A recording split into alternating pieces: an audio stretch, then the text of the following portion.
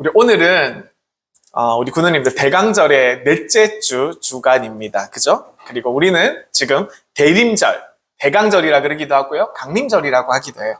이 대강절 기다림의 마지막 주일에 함께 서 있습니다. 거리에는 좀 우리 문경은 좀 덜한데요. 제가 명동에 있어 보니까 명동에는 크리스마스가 되면 이 시즌이 되면 굉장히 화려한 불빛으로 화려한 장식들로 막 장관을 줍니다. 특히 백화점 앞에 가면 막 진짜 시선을 뗄 수가 없어요. 너무 화려해서. 그리고 주변에는 항상 크리스마스에 맞는 캐럴이 흘러나오고요. 그리고 항상 우리의 눈과 귀를 즐겁게 하는 그런 행사들로 가득합니다. 근데요, 이 계절이 오면 어김없이 우리 구세군의 빨간 자선 냄비가 거리에 놓이게 됩니다. 그리고 자선 냄비의 종소리가 은은하게 사람들이 많이 모인 곳에서는 그 종소리가 은은하게 울려 퍼지면서 우리의 귀에 들리게 되죠. 사람들은요, 자선 냄비를 보면서 이렇게 묻습니다. 좋게 물어보는 사람들이 별로 없어요. 요즘 같은 세상에 저 자선 냄비가 무슨 의미가 있나요? 도움이 정말로 필요한 사람들에게 제대로 저기 모금한 금액들이 흘러가는 것은 맞나요? 국가도 제도도 요즘 같은 시대에 확실하게 다 마련되어 있는데 구세군이 교회가 꼭 나서야 하나요? 이거는 그냥 12월 달만 되면 보여주기 위한 행사는 아닌가요? 아니면 각자가 살기 바쁜데 굳이 이런 일까지 해야 되는 걸까요? 사람들이 이렇게 우리에게 물어보기도 합니다. 근데 사랑하는 군우님들, 우리가 구세군의 자선 냄비에 대해서 한번 생각해 보시길 원합니다. 자선 냄비는요, 시끄럽지 않습니다. 요란하지 않아요. 그리고 확성기를 들고 큰 소리로 외치지 않습니다. 그리고 시끄럽게 소리치는 것도 없습니다. 누군가에게 억지로 손을 내밀어서 도와달라고 이렇게 강요하지도 않잖아요. 그죠? 사람들이 가장 바쁜 거리, 한복판에서 종을 흔들면서 딸랑딸랑 종을 흔들면서 그저 아무 말 없이 이렇게 그 자리를 지키고 서 있습니다. 그리고 많은 사람들이 지나가면서 이 자선 냄비, 우리 구세군의 자선 냄비를 볼 때마다 성탄의 시작을 자연스럽게 떠올리게 되는 것입니다. 성경에서도요, 예수님의 탄생에 대해서 요란하게 시작하지 않았습니다. 하늘이 터질 듯 큰 나팔 소리로 예수님의 탄생을 알리지 않았어요. 천군 천사가 하늘에서 멋있고 위험 있는 모습으로 내려와서 거리를 점령하는 그런 일도 없었습니다. 눈부신 태양도 없었고요. 그리고 하늘에서는 개선장군이 나오듯이 하늘에서 꽃비를 내려주는 그런 놀라운 일들도 없었습니다. 성경은 말하지요. 그 위대한 하나님의 구원의 역사는 아주 조용했던 한 여인의 방, 그리고 아무 말도 하지 않았던 한 남자의 마음속에서 시작되었다고 이야기합니다. 아무도 주목하지 않았던 방, 그리고 아무도 기대하지 않았을 마음, 그리고 아무도 기록하지 않았을 그런 사람들에 대해서 이렇게 이야기하는 것이죠. 군우님들, 하나님께서는 왜 처음부터 예수님의 탄생을 크고 화려한 왕궁의 공주의 아름다운 그런 방을 선택하지 않고 왜 아주 가난한 마을에, 그리고 아주 작은 집에서, 그리고 그것보다도 더 누추했던 마구간을 선택하셔서 예수님의 탄생을 그렇게 시작하게 하셨을까요? 예수님의 탄생의 선포는 왜 모든 사람들의 마음을 뒤흔들어 놓는 크고 웅장했던 선언이 아니라 한 사람의 작은 가슴을 뜨겁게 만드는 그런 작은 부르심으로 왔을까요? 우리가 한번 생각해 보기 원합니다. 혹시 하나님은 사람들의 큰 환호와 큰 박수 받는 그런 반응받는 그렇게 크고 높은 그런 자리보다 사람들이 지갑을 열어서 큰 헌금을 드리는 것보다 먼저 사람들의 작은 마음을 열리는 순간을 더 소중하게 여기셨던 그런 우리 하나님은 아니셨을까요? 자선 냄비 앞에 서 있잖아요. 그러면 어김없이 매일매일 그렇습니다. 어린 학생들이 지나가다가 자선 냄비 앞에서 종종 발걸음을 멈춥니다. 멈춰서지요. 그리고 저에게 다가와서 조용히 수줍게 물어봅니다. 뭐라고 물어보는지 아세요?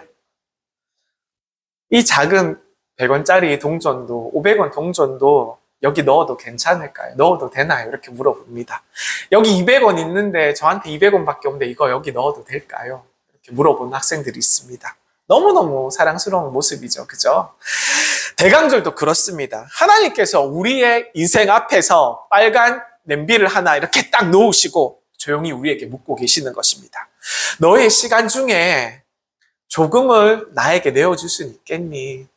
너의 마음 중에 그 마음의 한쪽 구석, 그 한 자리를 나한테 내어줄 수 있겠니? 너의 인생 중에 내가 들어갈 수 있는 작은 자리를 하나 만들어줄 수 있겠니? 하나님께서 우리에게 이렇게 물어보신다는 것이죠. 사랑하는 구누님들, 대강절은요, 12월 25일 성탄절까지 단순히 날짜를 세면서 기다리는 절기가 아닙니다. 대강절은 하나님의 사랑이 얼마나 낮은 자리까지 내려오셨는지 우리가 다시 배우고 생각하는 아주 귀하고 소중한 시간이라는 것입니다. 오늘 우리는 하나님의 사랑이 어떻게 이 땅에 내려오셨는지, 그리고 하나님의 사랑이 얼마나 조용히, 얼마나 낮아지셨는지, 얼마나 놀라운 순종의 길을 선택하셨는지에 대해서 우리가 함께 말씀을 통해서 함께 바라보려고 합니다. 그리고 오늘 이 말씀 끝에서 우리 모두가 주님, 그 사랑이 오셨다면 이제 제 삶에서도 들어와 주시옵소서, 이렇게 고백하는 우리 모든 성도님들이 되시기를 간절히 축원드립니다. 아멘. 네. 누가복음 1장 28절을 보시겠습니다. 1장 28절에 보면 이렇게 말씀이 나옵니다. 그에게 들어가 이르되 은혜를 받은 자여 평안할지어다, 주께서 너와 함께 하시도다 하니. 자, 노란색 글씨를 보시면 은혜를 받은 자여 평안할지어다 이렇게 말씀하십니다. 그죠? 구누님들, 우리가 이 인사는 너무나도 익숙한 그런 말이 아닙니까? 그죠? 은혜를 받은 자여 평안할지어다. 우리가 자주 들었던, 우리가 성경을 볼 때마다, 왜냐하면 성경 앞쪽에 있는 말씀이라서 우리가 더 익숙할지도 모릅니다. 그래서 의미를 더 놓치기 쉬운 말인지도 몰라요. 그러나 이 한 문장은요, 은혜를 받은 자여 평안할지어다. 이 한 문장은 한 작고 연약한 여인의 인생을 송두리째 뒤흔들어 놓는 하나님의 놀라운, 하나님 아버지의 놀라운 사랑의 선언이 여기 담겨져 있었다는 것입니다. 가브리엘 천사가 마리아에게 왔지요. 그리고 이야기하면서 마리아를 불렀는데 어떻게 불렀냐면요, 훌륭한 자여 이렇게 말했나요? 아닙니다. 그리고 거룩한 자여, 성결한 자여 이렇게 마리아를 불렀나요? 아닙니다. 이렇게 부르지 않았어요. 그리고 마리아에게 자격을 갖춘 자여 이렇게 말하지 않았어요. 이렇게 부르지 않았습니다. 오직 이렇게 말했다는 것입니다. 이 한마디, 은혜를 받은 자요. 은혜를 받은 자요. 표준 세번역의 성경에 보면요, 어떻게 나와 있냐면 은혜를 입은 자요 라는 표현으로 나옵니다. 우리가 은혜를 입은 자요, 이런 것으로 한번 생각해 보기 원합니다. 우리는 종종 이렇게 한번 이렇게 생각해 볼 때도 있었어요. 저도 이런 생각을 많이 했는데, 마리아가 그 당시에 하나님께 은혜를 받은 이유는 다른 사람들보다 더 특별하고 더 깨끗하고 더 성결한 삶을 살아왔기 때문이다, 이런 생각을 한 적도 있었어요. 그리고 마리아는 다른 사람들보다 더 특별히 믿음이 더 좋아서 아마 하나님의 은혜가 임했을 것이다, 이렇게 생각할 수도 있어요. 아니면 마리아는 특별히 다른 사람들보다 너무너무 착해서, 마음이 너무너무 고와서 좋은 일을 많이 하고 착한 일을 많이 해서 이렇게 생각할 수도 있어요. 아니면 사람들 생각에, 제가 어릴 때 한 생각에는 마리아는 다른 사람들보다 어쩌면 너무너무 더 예뻐서, 특별히 더 아름다워서, 이런 생각도 해본 적이 저는 있습니다. 그래서 하나님께서는 친히 마리아를 선택하셨다, 이렇게 생각할 수도 있는 부분이죠. 그러나 성경은요, 오늘 우리가 만나는 이 성경은 놀랍게도 아무 말도 이런 일에 대해서는, 이런 점에 대해서는 아무 기록도 하지 않고 있습니다. 마리아가 무엇을 이루었는지, 마리아에게 어떤 공로가 있는지, 마리아가 어떠한 신앙의 업적을 이루었는지에 대해서 성경은 아무 말도 하지 않고요, 아무 기록도 남겨놓지 않습니다. 성경은 오직 단 한마디만 하는 것이죠. 마리아가 은혜를 입었다. 이것만을 얘기하고 있습니다. 사랑하는 구누님들, 이것이 오늘 복음의 출발점이 될 줄 믿습니다. 은혜는 우리의 수고에 따른 보상의 결과가 아닙니다. 은혜는 우리의 노력의 열매가 아니에요. 은혜는 우리의 행실에 따라서 점수로 매겨지는 그런 것들이 아니라는 겁니다. 은혜란 어떤 것이냐면요, 이 은혜란 아무 자격 없는 사람을 향해서 하나님께서 손을 내미시는 사랑을 이야기하는 것입니다. 그래서 이 마리아의 이야기는 마리아의 위대함을 증명하는 이런 이야기가 아니라 하나님의 사랑이 얼마나 크고 깊은지에 대해서 증언하는 놀라운 사랑의 이야기라는 것입니다. 사랑하는 우리 군우님들, 하나님은요, 완벽한 사람을 통해서 오시지 않았습니다. 흠없는 사람을 찾아서 오시지 않았다는 것이에요. 하나님은요, 누구에게 오셨냐면 은혜가 필요한 사람들에게 오셨다는 것이에요. 은혜가 필요한 사람들에게 찾아오셨다는 것이죠. 실수하는 사람, 두려워하는 사람, 마음이 약한 사람, 믿음이 없는 사람, 자신의 연약함을 느끼는 사람, 밤마다 혼자 눈물 흘리며 울 수밖에 없는 사람, 그리고 늘 후회하는 사람, 바로 그런 사람들의 삶 속으로 예수 그리스도께서 들어오셨다는 말입니다. 이것이 대강절의 첫 번째 놀라움입니다. 예수님은 준비된 인생이 아니라 은혜가 필요한 인생 속으로 걸어오셨다는 것을 우리가 분명히 아시기를 축원드립니다. 그래서 이 대강절은요, 우리가 얼마나 잘 준비되었는가를 묻는 시기가 아니라 내가 얼마나 주님의 은혜를 필요로 하는가, 이것을 정직하게 고백하는 시간이 되어야 될 줄 믿습니다. 그리고 이 고백의 자리에서 은혜를 입은 자여 내가 너와 함께 하겠다라는 하나님의 음성을 들으시길 원합니다. 하나님께서 오늘도 우리를 이렇게 부르시고 계시다는 사실을 믿으시기를 간절히 소망드립니다. 아멘. 그리고 오늘 본문 31절 말씀을 보시면요. 31절의 말씀에 보시면 하나님의 천사가 이렇게 얘기합니다. 보라, 내가 잉태하여 아들을 낳으리니 그 이름을 예수라 하라. 이렇게 말씀하시죠. 마리아가 천사의 말을 듣고 깜짝 놀랍니다. 그리고 대묻죠. 34절 말씀입니다. 마리아가 천사에게 말하되 나는 남자를 알지 못하니 어찌 이 일이 있으리까? 나는 남자를 알지 못하는데, 나는 남자를 만난 적이 없는데 어떻게 이런 일이 저한테 있겠어요? 라고 하는 말입니다. 이 말은요, 불신의 말이 아니에요. 하나님을 거부하는 말이 아닙니다. 이 말은 작고 연약한 여인의 가장 정직한 떨림, 그리고 정직한 두려움이 아니었을까요? 그죠? 군우님들, 믿음이 있다는 것을 우리가 한번 생각해 보기 원합니다. 우리에게 믿음이 있다는 것은 아무 두려움도 느끼지 않는다는 그런 뜻이 아니에요. 믿음이 깊다는 것은 지금의 놓인 상황을 우리가 다 무시한다, 이런 말이 아닙니다. 믿음을 가진 사람도 두렵습니다. 그리고 믿음이 좋은 사람도 흔들립니다. 그리고 믿음이 있는 사람도 정말 무서워요. 무서움을 느낄 수밖에 없습니다. 믿음 생활을 열심히 하는 신앙생활을 하는 그런 사람들도 자신이 만나는 인생의 각종 어려움들 앞에서, 인생의 무서움들 앞에서 조용히 이렇게 묻는 것이 당연하다는 것이죠. 주님, 어찌 이런 일이 저한테 일어납니까? 주님, 제가 무엇을 잘못했습니까? 주님, 왜 하필 저한테 이런 일이 일어나나요? 주님, 왜 이렇게 자주 넘어지게 만드세요? 주님, 도대체 이 절망의 끝은 어디인가요? 주님, 언제까지 기다려야 합니까? 주님, 저를 사랑하시는 것은 맞습니까? 저는 더 이상 감당할 힘이 없습니다.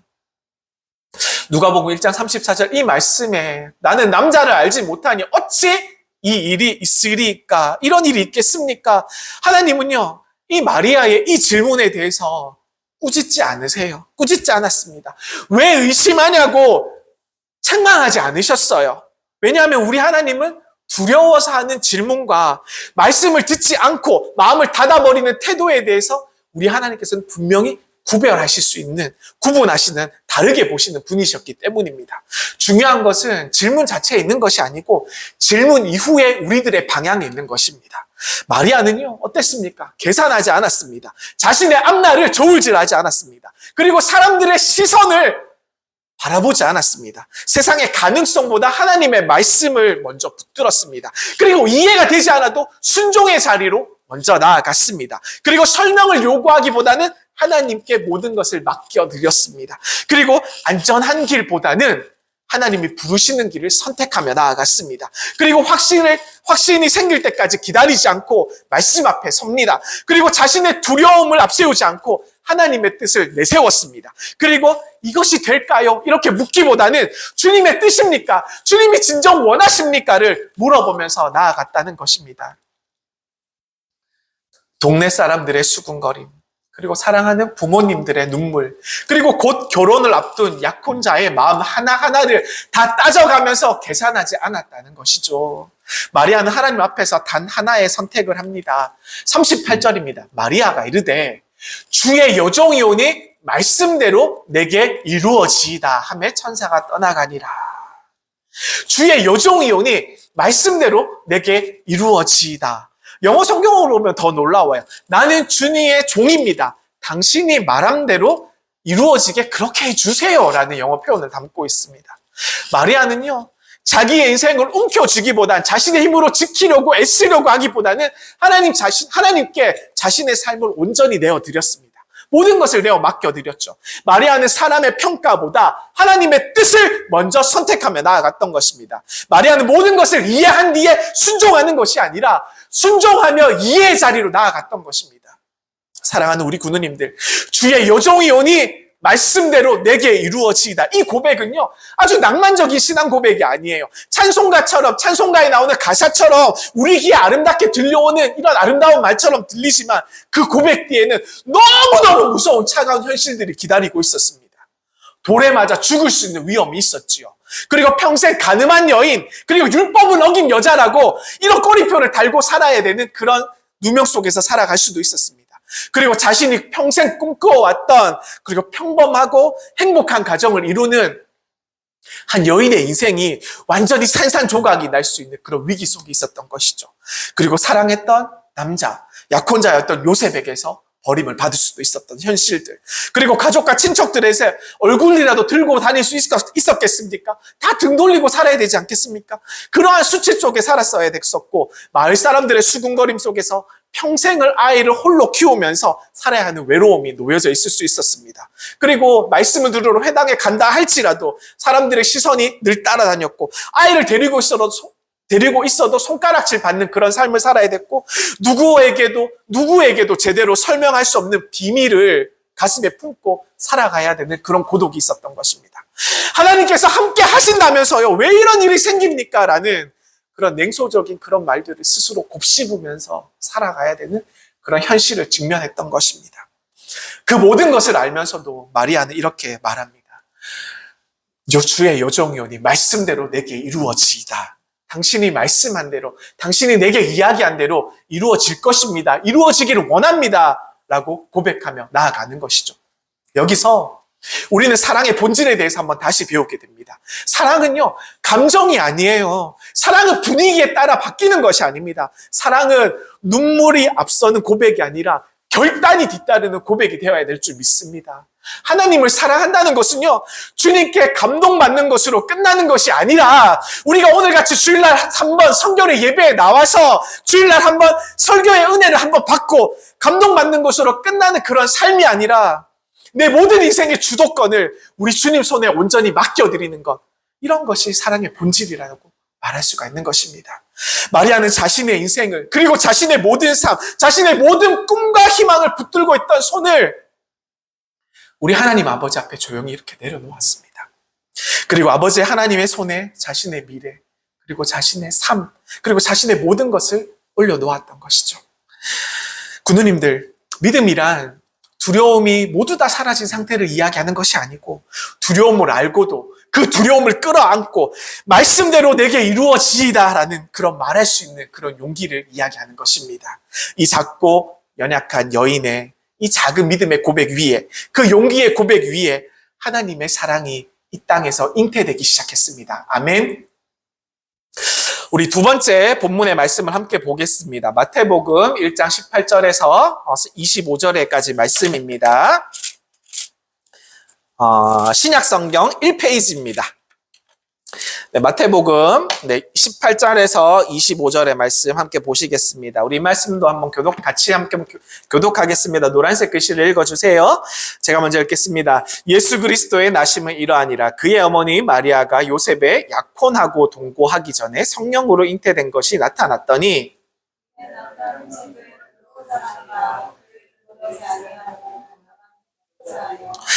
네, 이 일을 생각할 때에 주의 사자가 현몽하여 이르되 다윗의 자손 요셉아 내 아내 마리아 데려오기를 무서워하지 말라. 그에게 잉태된 자를 성령으로 잉태된 것이라.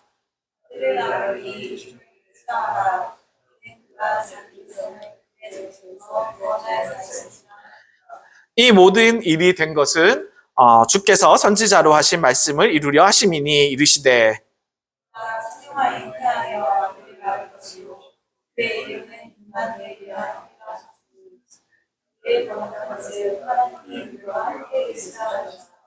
요셉이 잠에서 깨어 일어나 주의 사자의 분부대로 행하여 그의 아내를 데려왔으나 동침하지 아니하더니 나음의 이름을 예수라 하니라. 아멘. 네, 이제 말씀의 배경은 마리아에게서 요셉에게로 넘어왔습니다. 그러나 성경은요, 갑자기 차분해지고 더 조용해지는 것을 우리가 말씀을 통해서 느낄 수가 있습니다. 성경은 놀라울 정도로 이 요셉에 대해서도 마찬가지로 많은 말을 하지 않습니다.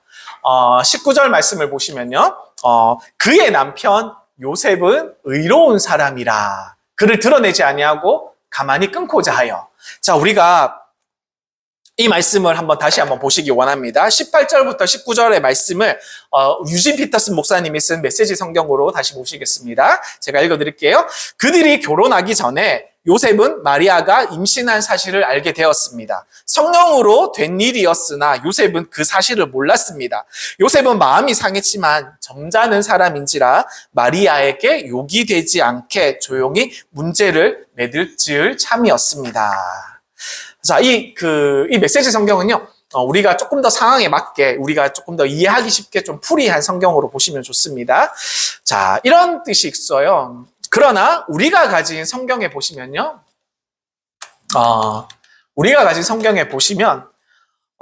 요셉이 울었다, 요셉이 분노했다, 이런 말들이 성경에 기록되지 않아요. 요셉이 이런 문제를 가지고 밤새 잠을 이룰 수가 없었다, 이런 표현에 대해서 우리는 전혀 찾을 수가 없습니다. 그저 단 한 문장만 기록되어 있죠. 요셉은 의로운 사람이라, 이렇게 표현되어 있습니다. 그죠? 요셉은 의로운 사람들이라. 요셉은 의로운 사람이라. 군우님들, 이 짧은 문장 속에 우리는 요셉의 인생 전체를 한번 생각해 볼 수가 있습니다. 이 요셉은 의로운 사람이라, 이 짧은 문장이 요셉의 전체적인, 요셉의 모든 삶들을 나타내는 말이라고 우리가 볼 수가 있어요. 그리고 동시에 이 성경에서 얘기하는 의로움, 이 의로움이 무엇인지 우리에게 다시 묻게 만드는 말씀이라는 것입니다. 우리는 흔히 의로운 사람이라고 떠올려 보시면 이렇게 생각할 수 있어요. 옳고 그름을 분명하게 판단하는 사람, 무엇이 옳은지 무엇이 잘못된 것인지 원칙을 철두철미하게 지키는 사람, 이러한 사람에 대해서 우리가 의로운 사람이라고 생각할 수가 있습니다. 그러나 성경이 말하는 의로움은, 성경이 말하는 요셉의 의로움은 뭐냐면요, 놀랍게도 말이 아니라 요셉의 선택함에 있었던 것입니다. 그리고 정죄가 아니라 요셉의 사랑에 담겨져 있었다는 것이죠. 율법대로라면 어떻습니까? 이 마리아는 고발당해서 마땅한 그런 처지였지요. 율법대로라면 요셉은 자신의 억울함을 토로할 수 있는, 주장할 수 있는 그런 충분한 권리를 가지고 있었습니다. 그러나 요셉은 아무것도 하지 않잖아요. 그죠? 요셉은 그대로 자신의 권리를 모두 다 내려놓습니다. 성경은 이렇게 말합니다. 1장 19절 말씀을 보시면, 밑에 말씀을 보시면, 노란색 글씨만 보세요. 그를 드러내지 아니하고 가만히 끊고자 하여. 아까 본 메시지 성경에서는요, 마리아를 욕되게 하지 않기 위해서 조용히 문제를 지을 참이었습니다, 이렇게 표현하고 있습니다.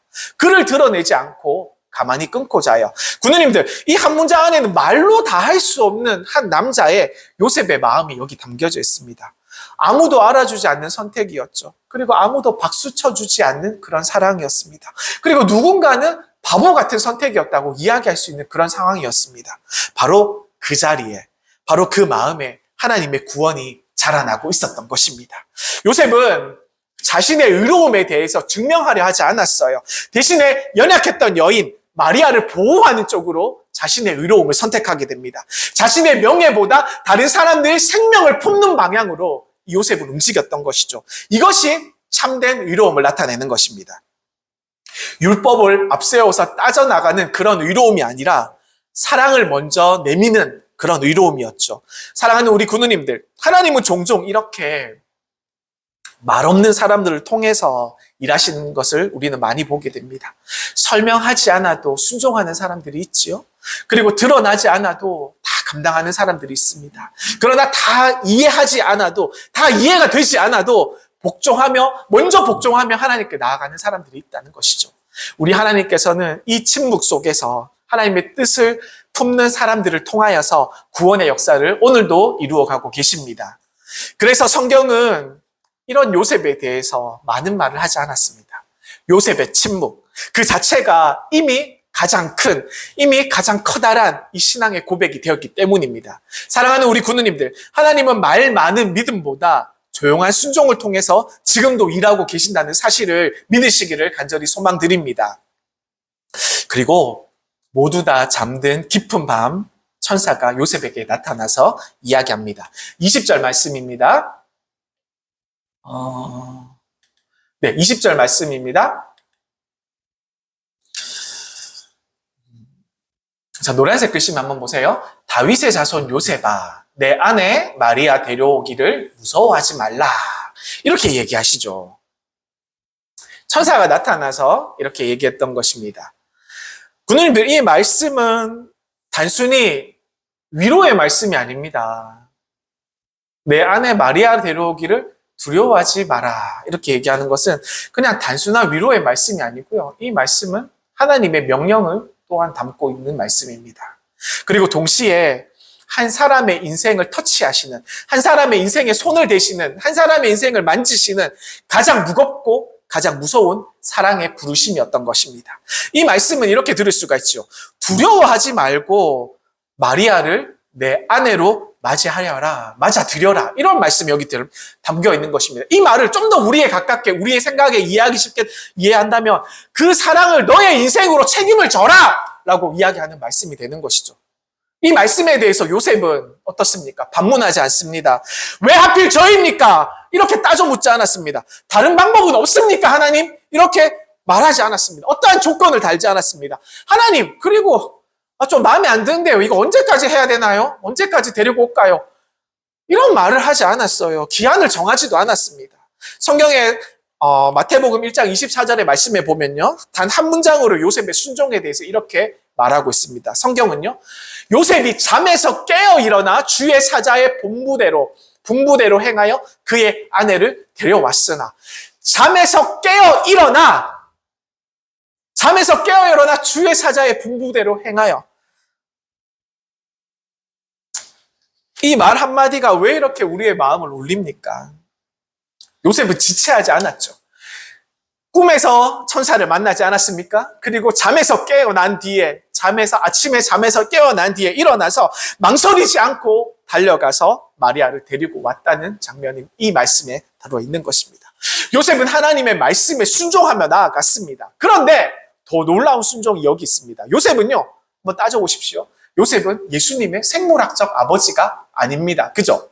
혈연으로 이어진 관계가 아니잖아요. 친아빠가 아니란 말이에요. 그럼에도 불구하고 요셉은 그 생명을 외면하지 않았습니다. 요셉은 예수님의 탄생에 대해서 다 이해할 수 없었지만 요셉은요, 예수님의 삶을 요셉의 사랑으로 품어주었습니다.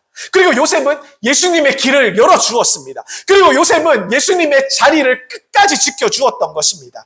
그래서 요셉은 낳아준 아버지는 아니었지만 예수님을 끝까지 예수님과 함께한 그런 아버지가 되어주었다는 사실이죠. 피할 수 있는 순간에도 도망치지 않는 것이 사랑인 줄 믿으시기 바랍니다. 사랑은 책임질 필요가 없는 자리에서도 굳이나마 책임을 지는 것이 사랑인 줄 믿으시길 바랍니다.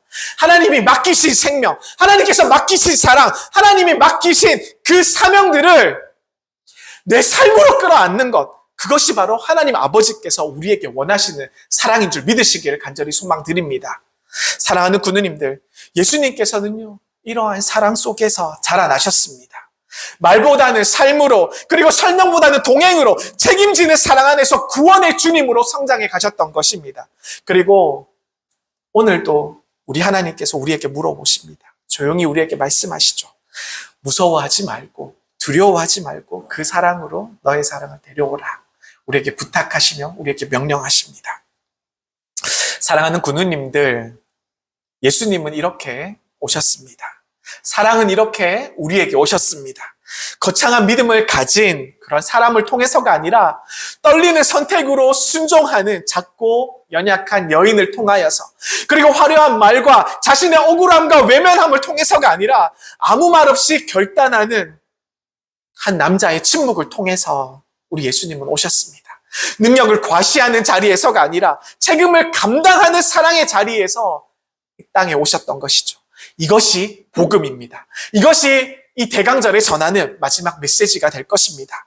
사랑하는 문경영문의 우리 군우님들, 예수님의 탄생은요, 이 성탄은 하늘의 사건이 아니라 한 사람이 우리의 인생 속으로 들어오신 하나님의 선택이었던 것입니다. 예수님은 오늘도 우리의 인생 문, 그리고 우리의 삶의 문 앞에서 서고 계십니다. 그리고 이렇게 우리에게 조용히 물어보시죠.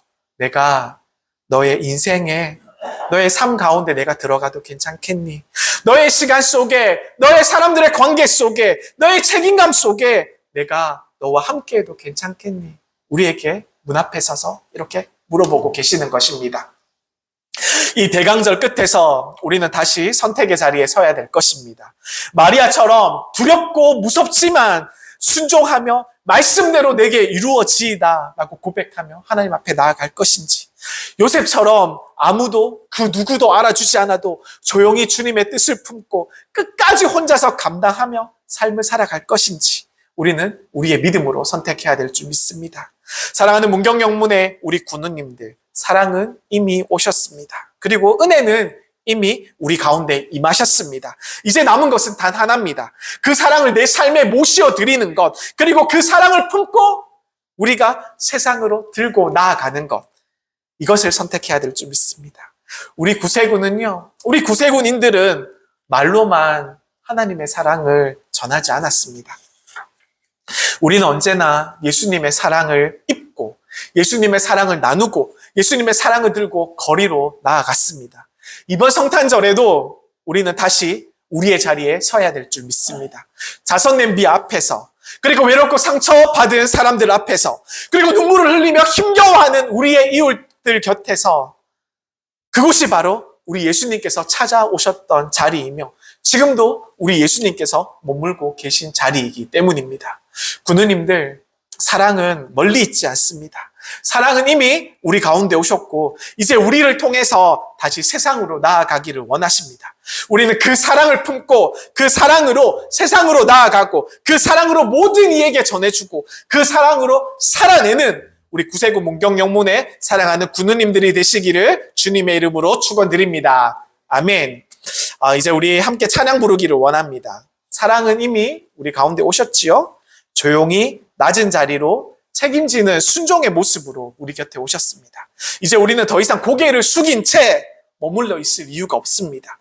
두려움과 염려, 그리고 지난 실패와 상처 속에서 우리가 고개를 떨군 채 살아온 때가 많이 있었죠. 오늘 이 대강절의 끝에서 우리의 시선을 다시 들어서 우리가 주님께 향하며 주님을 바라보기를 원합니다. 마리아처럼 떨리는 마음으로, 요셉처럼 말없이 순종하는 삶으로 이제 우리의 고개를 들어서 우리를 위해 이 땅에 오신 만왕의 왕 예수 그리스도를 맞이하기 원합니다. 우리가 고개 들어 주를 맞이해 이 찬양을 부를 것인데요. 우리의 마음의 문을 열고 우리의 삶 전체를 주님께 올려드리는 고백이 되기를 소망합니다. 그리고 지금 이 순간 우리의 왕께 엎드려 경배하는 마음으로, 감사와 기쁨으로 구원의 은혜를 기억하면서 함께 찬양하며 나아가겠습니다. 고개 들어 주를 맞이해 우리 함께 찬양하시겠습니다.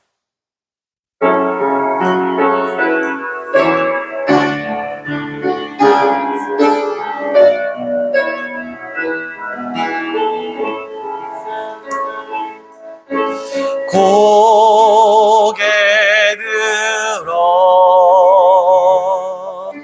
주를 맞이해 엎드려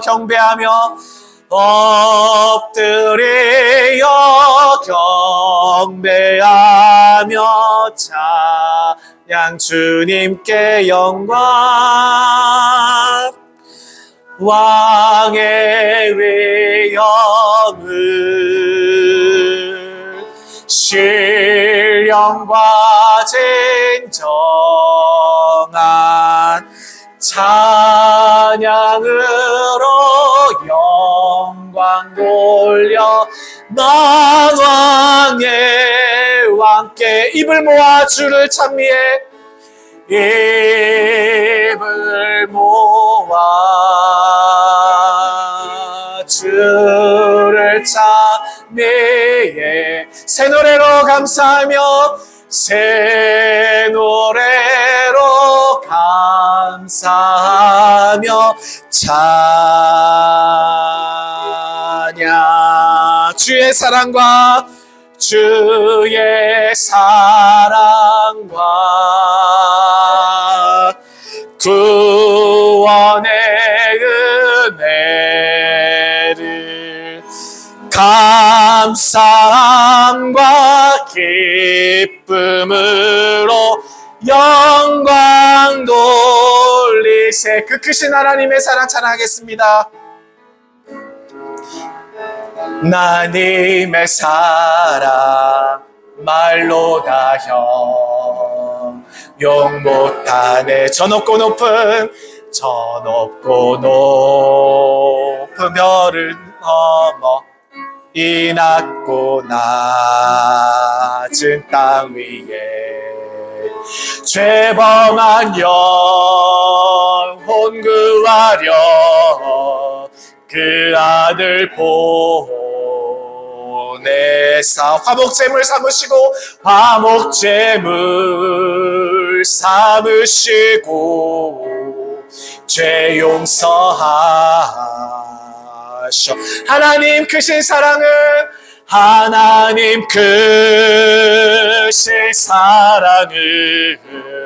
증량 다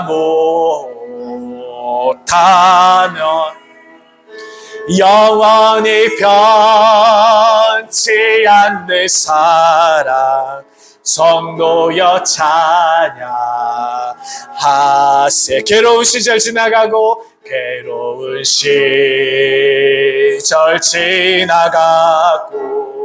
땅 위에 영화 쇠할 때 주 믿지 않던 영혼들을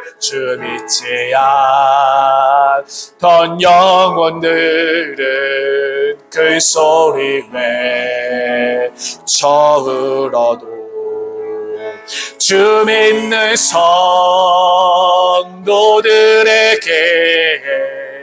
그 사랑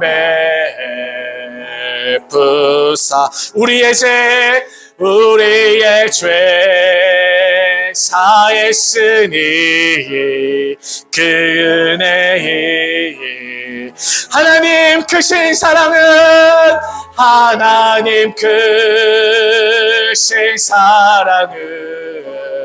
증량 다 영원히 변치 않는 사랑 성도여 우리 일어나셔서 찬양하겠습니다. 하늘을 두루마리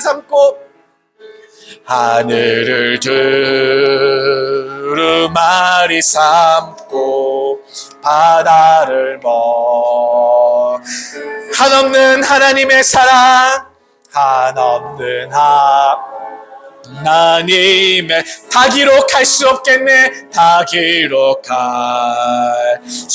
없겠네.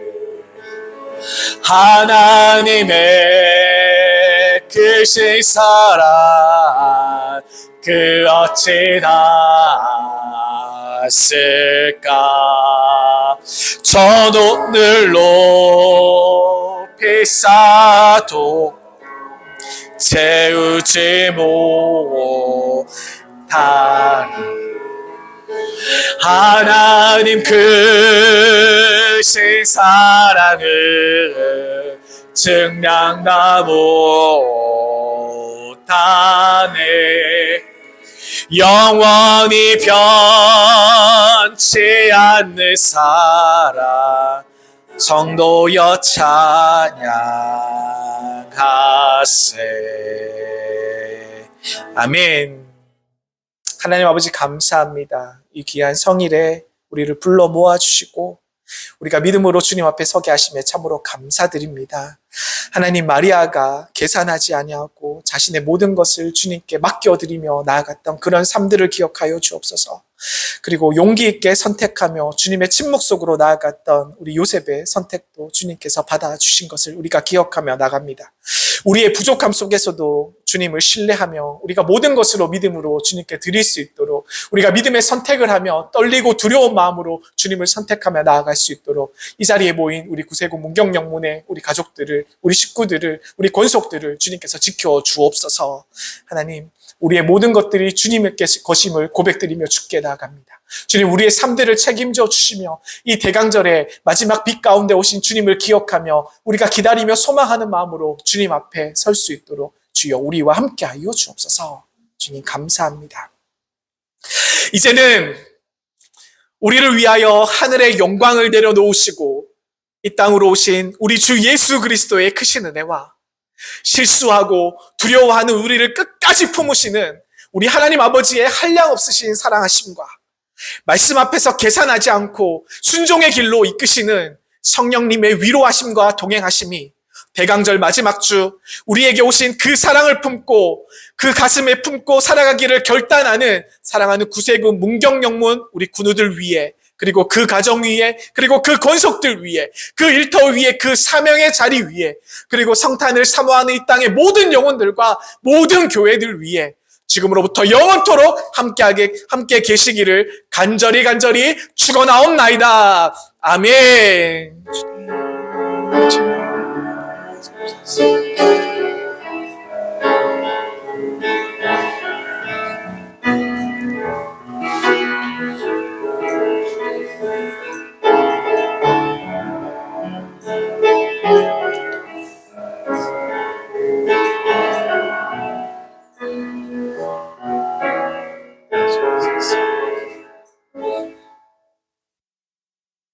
감사합니다. 선교 예배를 마치겠습니다.